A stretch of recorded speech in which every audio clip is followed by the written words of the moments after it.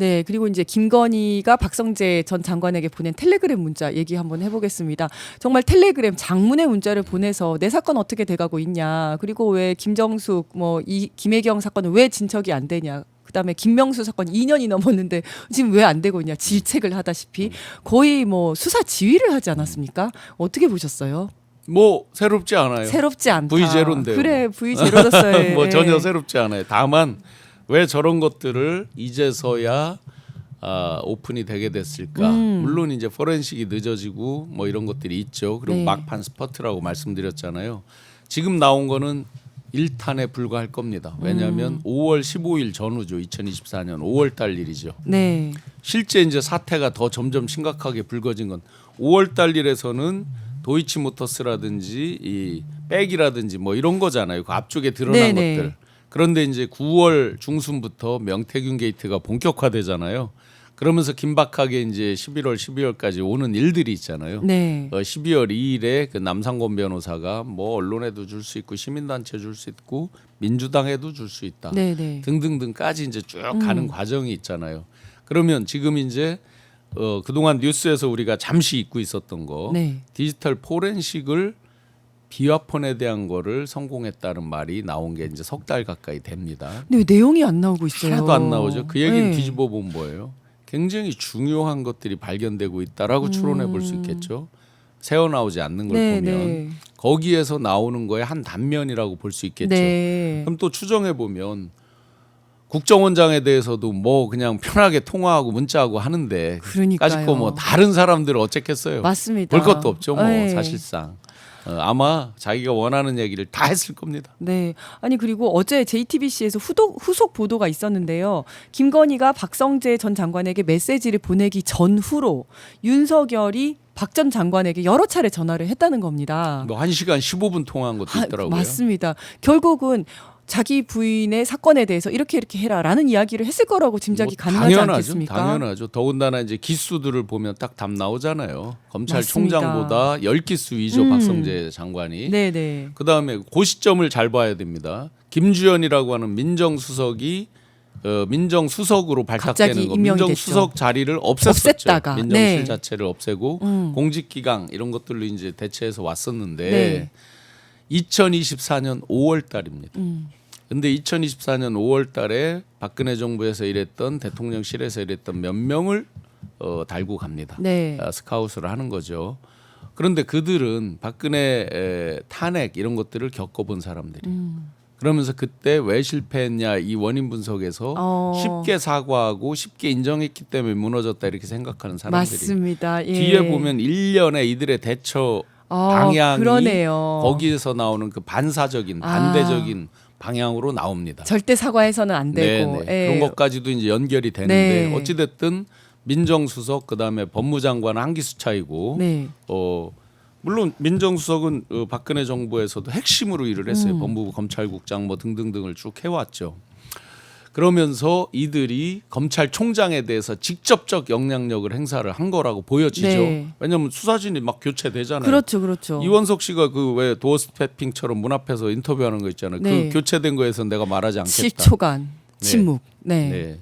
아니 그러니까 지금 이제서야 그 이제 갑자기 민정수석을 없앴다가 민정수석을 갑자기 이제 임명을 하게 된 것에 대해서 조각들이 맞춰지는 느낌이에요. 네, 네. 그때만 하더라도 국민 여론을 듣기 위해서 민정수석이 필요하다라고 하면서 갑자기 민정수석을 그 자리를 다시 만들었을 때 굉장히 의아스러웠었거든요. 네, 네. 근데 지금 보니까 민정수석을 통해서 정말 그 수사를 장악을 하고 자기 부인 수사에 대해서 이걸 지휘하기 위해서 이렇게 만들었구나. 라는 그거에 생각이 들더라고요. 아주 간접적으로 우리가 바로 추론해 볼 수 있는 거 하나만 에피소드 볼게요. 네.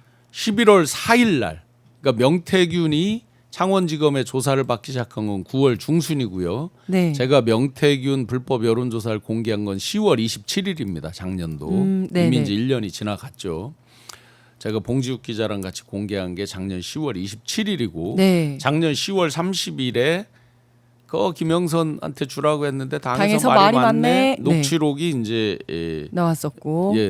노종면 의원께서 이제 그 공개를 했죠. 네. 그리고 나서 11월 4일 날 창원지검에서 수사 보고서를 씁니다. 네. 아직 명태균을 직접 소환해서 조사하기 전이에요. 그러니까 바로 11월 7일 날 네. 윤석열이 왜 의자에 앉아서 이렇게 하고 기자회견하는 거 기억나시잖아요. 네, 네. 기자 간담회 하는 네. 거 이거 기억나시잖아요. 네. 11월 7일 날 그걸 하죠. 근데 그때는 11월 7일에 왜 이걸 하나 잘 몰랐죠. 네. 왜냐하면 11월 4일 날 수사 보고서가 있었다는 게 알려지기 몰랐으니까. 전이었으니까. 네. 자, 그러면 수사 보고서에 이제 명태균에 대한 내용이 쫙 있어요. 일단 급한 대로 명태균 것만 발췌돼 있어요. 네. 거기에 명과 김이 주고받은 내용, 카톡, 텔레그램 이런 것들이 다 첨부돼 있습니다. 네, 네. 그것만 있어요. 급한 대로 빨리 이거 보고했겠죠. 누구한테 했겠습니까? 지금 딱 민정수석 보면, 통해서 민정수석 뭐 법무장관한테 법무장관. 갔는지 모르지만 네네. 민정수석한테 갔겠죠. 상식적으로 그랬겠죠. 보면. 네. 그러면서 급하게 날짜 잡혔겠죠. 그날 이 상태에서 네.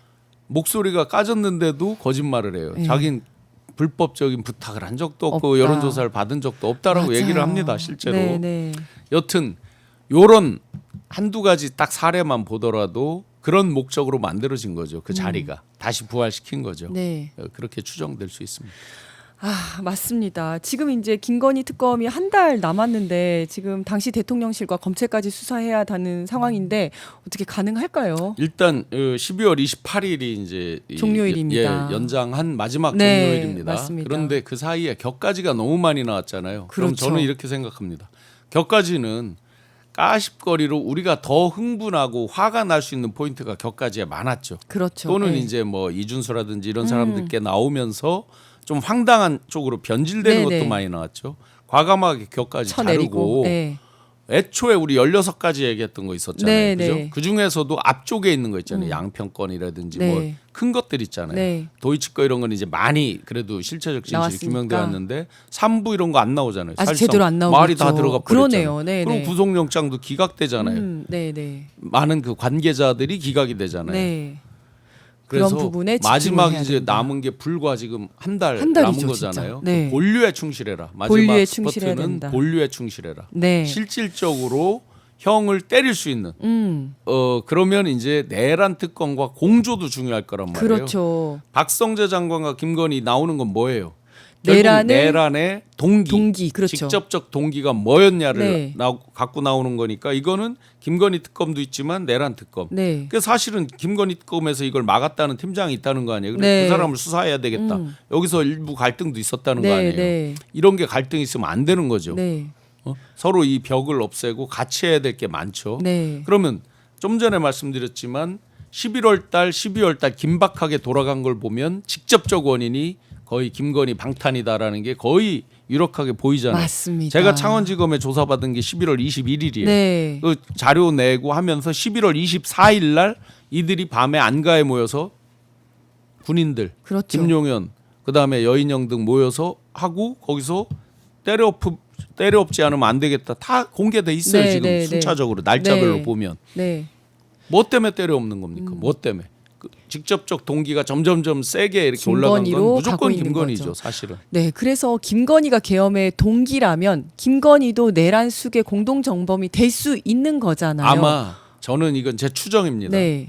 비아폰 서버 포렌식에 성공했다고 그랬어요. 지금 1탄 정도 나왔다고 말씀드렸고 2탄이 있겠죠. 요 기간 9월부터 12월 3일 이때까지 기간의 것들이 그러면 이때 이렇게 지시한 사람이 뒤라고 안 했겠어요? 특히 비아폰이라는 게 심리적인 안정을 줬을 거예요. 아 이거는 뭣도 안 되고 뭐 그렇지. 도청 뭣도 안 된다. 네, 할 말 못할 말 다 했었을 예, 겁니다. 다 했을 가능성이 네. 높다. 그러면 네.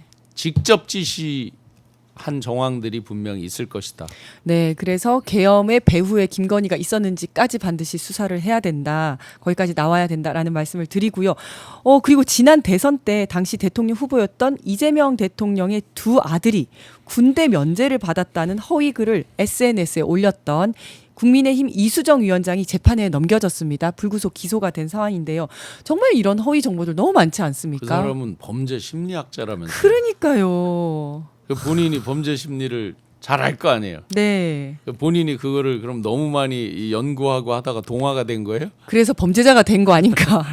아니 근데 이 충북에서도 불법 현수막 이런 문제들이 많이 보죠. 굉장히 그렇죠. 많이 보죠. 네, 굉장히 네. 많이 보고 실제 아까 현수막 정당 네. 정말 거의 유령 정당 네, 현수막을 붙이기 위해서 정당을 등록한 것 같아요. 그렇죠. 그런데 버젓이 완벽히 가짜 뉴스를 맞습니다. 그게 고스란히 인스타에 보면 수도 없이 2030들이 많이 애용하는 그 인스타에 고스란히 있습니다. 카드뉴스 형태로 수도 네. 없이 있습니다.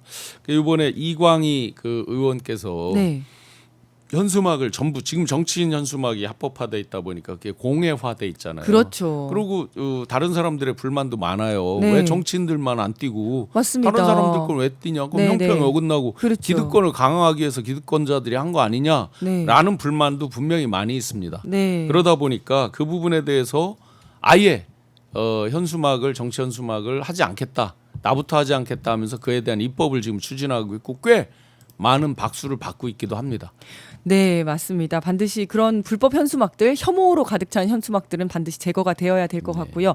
마지막으로 의대 증원 2,000명. 왜 2,000명이냐라고 그렇게 물어봤는데 드디어 그 비밀이 밝혀졌습니다. 이유가 없었습니다. 네, 뭐래요? 500명 한다고 했더니 더해 1,000명 더해 그러니까 그래서 2,000명이 됐다는 거예요. 더해는 왜 됐을까요, 그게? 그거는 모르죠. 그러니까 정말 이유가 없이 근거가 없이 그래서 이렇게 갑자기 그 의대 정원을 이제 확대를 할 것 같으면 거기에 대해서 과학적 근거가 있지 않겠냐라고 우리가 생각을 했었는데 정말 아무것도 없었다. 이런 것들이 드디어 밝혀지고 있는데 감사 보고서에 따르면 이 2,000명에 대한 근거도 없고 논리적 정합성도 부족하고 협의와 논의도 없고 절차적 문제도 있었다. 이렇게 지금 나오고 있는데 어떻게 보십니까? 윤석열 김건희 정권에서 과학적이거나 논리적으로 설명이 안 될 때는 항상 뭐가 있었죠. 주술. 그래서 뭐 제가 그 고소를 당해서 뭐 장시간 이렇게 오고 하기도 했지만 네. 뭐 하여튼 분명히 근거가 아예 없지는 않을 것이다. 이 사람들 한 것이 제가 이거에 대해서 직접적으로 당시에 이걸 보고하고 한 사람들한테 얘기를 들은 바도 있어요. 네. 상당수의 네. 실무진은 당시 대통령실에 그 수석 비서관 쭉 있을 거 아니에요. 네. 거기서 상당수는 저거에 대해서 반대를 한 거예요. 아. 합리적 상식적인 사람이라면 그렇죠. 의료계 만나서 네.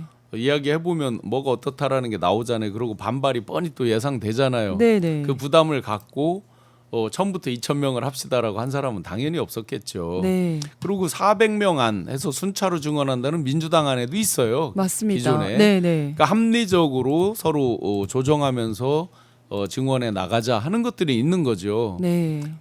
그리고 이제 의료계에서는 심플합니다. 아마 의사협회 등록된 의사가 16만여 명쯤 될 거예요, 대략 현재. 네. 그런데 매년 3,100여 명의 의사가 배출이 되죠. 그러니까 직업적으로 보면 상당히 이 사람들도 스트레스를 받는 거예요. 라이선스가 있는 직업인데, 네. 그러니까 폐쇄적 직업인 거죠. 네, 아무나 네, 못 네. 들어오는 직업인데 그 안에서 매년 몇 %씩 늘어난다 하는 거를 그러면 만약에 5,000명이 되잖아요. 3,100에서 2,000이면 그러면 자기들 그 폐쇄적인 직업군에서 매년 한 3% 이상이 늘어난다는 거잖아요. 그 네. 정도가 굉장한 스트레스가 되겠죠. 그렇죠. 뻔히 네, 계산이 네. 나오는 거예요. 네. 근데 그거를 보고할 때마다 늘려 했다.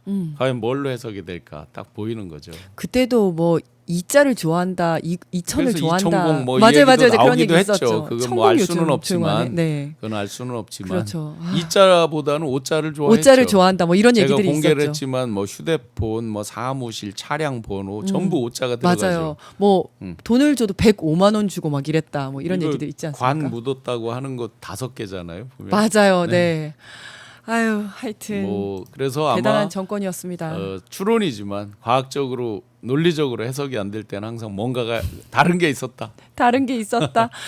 네, 오늘도 여러 가지 말씀 나눠봤고요. 오늘 신영환 위원장님 여기 나와주셔서 감사합니다. 다음번에 또 뵙도록 하겠습니다. 내란이 아직도 진행 중이고요. 네. 곧 12월 3일 불과 네. 일주일도 안 남았습니다. 네, 네. 그런데 여전히 실체적 진실은 가려져 있고 지연돼 있습니다. 거기에 계속해서 지연시키려는 세력이 있습니다. 네. 이 세력에 대해서 응징하지 않으면 대한민국 이 완전한 투명사의 21세기 최첨단 AI를 가고 있는 대한민국이지만 미래가 무조건 밝다고 할 수 없다. 그 전면에 저희가 나서야 된다. 어쩌면 다시 두꺼운 외투를 준비해야 될지 모르겠다. 패딩 다시 꺼낼까요? 예, 저부터 각오하겠습니다.